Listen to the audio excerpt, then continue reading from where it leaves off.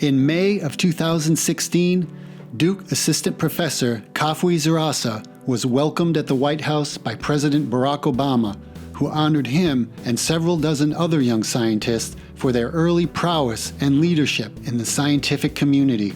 For me, it was incredibly humbling for the scientific sort of service that I've done, both traveling and speaking for scientific advocacy and mentoring, to come together with the work that we spend many hours doing in the lab.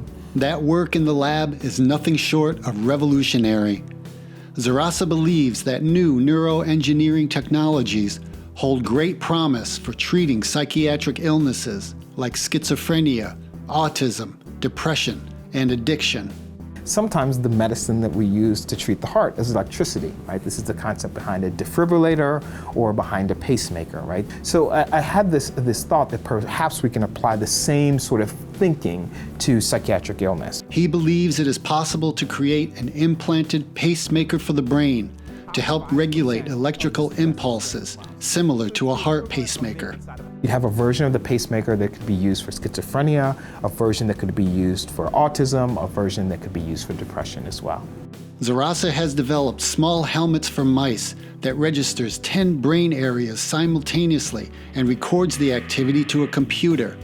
So we can extract information from an animal's brain, calculate what that brain activity is supposed to look like, and then use the stimulation to correct in real time and put electrical communication back into normal patterns. With a father who was an engineer and a mother who was a nurse, the marriage of medicine and technology seemed inevitable for Dzirasa.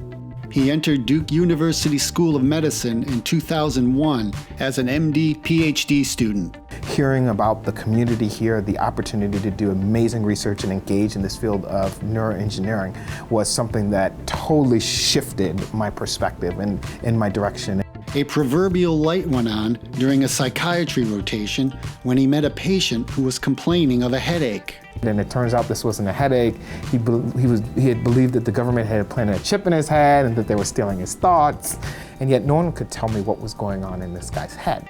Dzirasa joined the Duke Center for Neuroengineering and excelled in the lab of renowned Duke neuroscientist Miguel Nicolelis, who broke new ground with pioneering work on a brain-machine interface that allowed a paralyzed young man to kick a soccer ball at the 2015 World Cup. For me, he is one of the ultimate scientific risk takers and innovators. During this time, Dzirasa was granted a nationally unprecedented career path that combined his psychiatry residency with a position as an assistant professor running his own lab. And next thing you know, I was a resident and a faculty member as an N=1 experiment.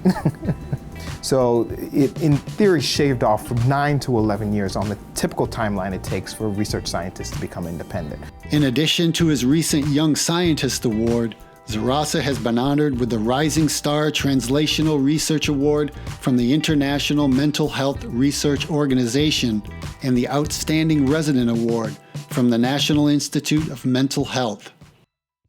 Dzirasa met his wife Erica during their first year of medical school at Duke. She is a child psychiatrist who shares Dzirasa's passion for addressing psychiatric illnesses to heal families. They also share a passion for a particularly less than gentle sport. My wife is the most beautiful, gentle person in this world, and many people are shocked to learn that we love cage fighting.